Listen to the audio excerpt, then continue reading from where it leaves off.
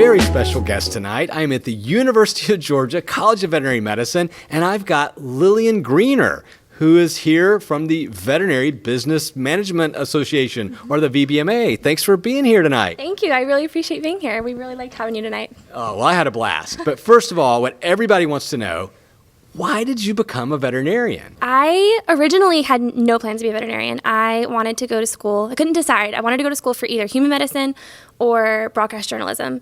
And I only looked at schools that had both of them, but I eventually settled on human medicine, and I loved it, but I wasn't sure that it was exactly the right fit for me. And I happened, the summer after my freshman year, I happened to go work one night. The vet in town needed help with an emergency C-section, and I went down to Middletown Vet and helped with the C-section, and I was completely sold. And I changed my major the next day and got a job there that week, and I completely fell in love. Wow, that's a great story. So you were brought into the profession with a C-section. Yes, on a bulldog, actually. So it's funny that I'm here in Georgia. What has been the most unexpected part of vet school so far? Maybe just the sheer amount of material that you're given. It's a lot of information, and you kind of don't realize, I think, going in that you're expected to not only know a lot about the species that you are specifically interested in, but you also need to know about how it affects humans and how it affects the environment and how it affects agriculture as a whole. And I really like the idea of global medicine because I think our world is just getting smaller and smaller. Like, if you had to give advice to that middle school or elementary school person who's watching this right now, what do you see for the future? What advice would you give that next generation of veterinarians?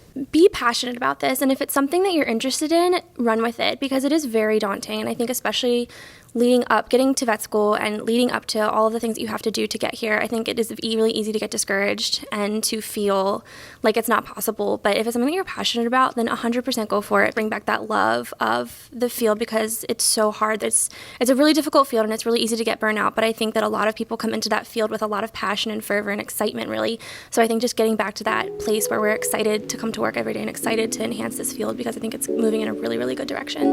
Wow, that is fantastic advice. So if you're listening, follow your heart, follow your passion. You one day could wind up just like this young lady, poised to take on the world. It has been a pleasure meeting you tonight, and I wish you the best of luck.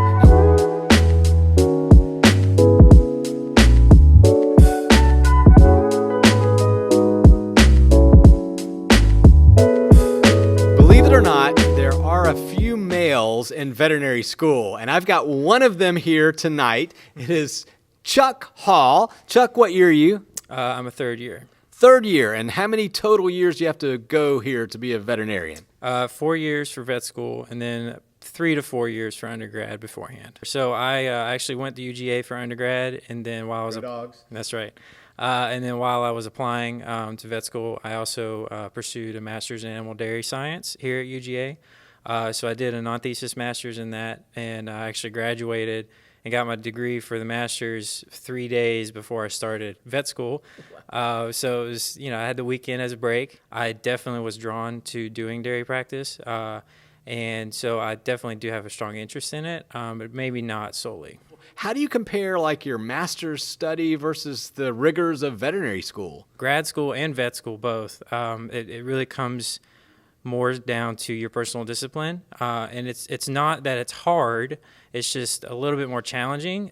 So you have to definitely have personal discipline developed, and grad school did that for me. So it pretty much got me used to definitely staying up until midnight, 1 o'clock, doing the necessary studying and reading that is necessary. And I will say, if you're watching this, do not underestimate the time commitment that veterinary school is. It is a full-time job plus some. So would you encourage them to become a veterinarian? And if so, what would you say is the most important thing they need to bring? Is your passion. That definitely comes to play, especially when you do get 3 or 4 tests within a 2-day period, or you get a really challenging long day in lab.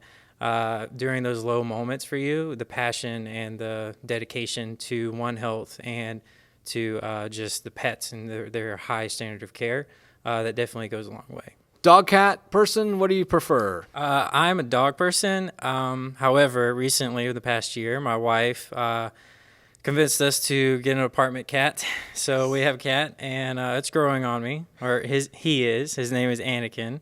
So he's growing on me for sure. But I'm still a dog person. Favorite breed of cattle? Holstein. So impressive. Snakes, pet or pest? Pest. I'm from the country, small town, rural area, out in the woods. Snakes are pests. If you want the best, you go to the University of Georgia. Just saying. Of course. Yes. Right. Go dogs. Go dogs. Well, Chuck, thank you so much for taking time with us tonight. It's been a real pleasure meeting with you, and thank you for all you're doing to make veterinary school that much more enjoyable and meaningful for all your students. Thanks, man. Thank you. Let's bump it out.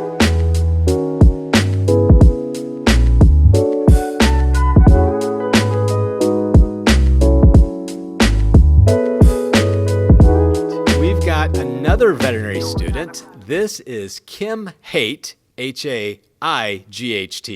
So, and yeah, Dr. Haight. Yes, I think we're going to have to work. It's one of those things, I know. So it's a funny story. When I was younger, I always loved animals. Very stereotypical, wanted to be a vet. As I got older in high school, I got really interested into science and math. And I was really into technology. So I ended up going to an engineering school where I majored in biomedical engineering. And then the summer after my freshman year of undergrad, I actually went to work at an animal hospital. I wasn't sure it was going to be something I was interested in, and I ended up falling in love with it. So what made you fall in love? So you're working this summer job. I mean, what sparked that? I mean, when did you know that your heart was forever taken? It was when I was able to combine my two different passions of medicine and health with the engineering background, because medicine to me is kind of like a puzzle, and it's like solving an engineering problem. And I was able to combine those two different passions of mine, and it was just the perfect fit. It is a puzzle. I mean, these health dilemmas that we are confronted with on a daily basis, it's pick this, that, put it together. Exactly. And it's fun. It's fun to do, and it's changing lives. And it's just so important what we do, and I'm just so passionate about it. It's been incredible. Has veterinary school been easier or harder than you expected?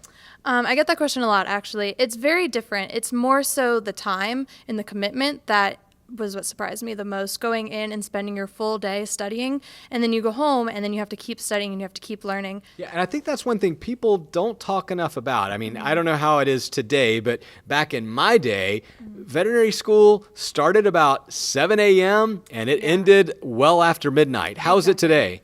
It's pretty much the exact same. We go in and we have classes all through the morning and afternoon, and then we go into lab for 3 or 4 hours every day. Dog or cat person? Definitely a dog person. Definitely. Said that with no hesitation.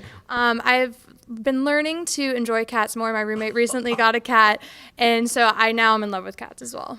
Okay, cat owners will delete that part out, so you know how I feel. If you could go to any country in the world and be a veterinarian other than the United States, where would it be? I think right now I'm sold on South Africa. Oh, wow. I would love to do something like that, work with some exotic animals, and just kind of do more work like that I've never been able to do before. Yeah, my advice would be when you're young to get into the STEM fields and look at the different technology, because medicine is growing, and I think the veterinary field is going more and more towards high advanced technologies, and I would love to see that in practices. Wow. Well, this is exactly the kind of conversations you want to have. I mean, this is a very bright young lady, engineering mind, analytical, scientific, but passionate. That is the mark of a good veterinarian. Thank you so much. Thank you so much.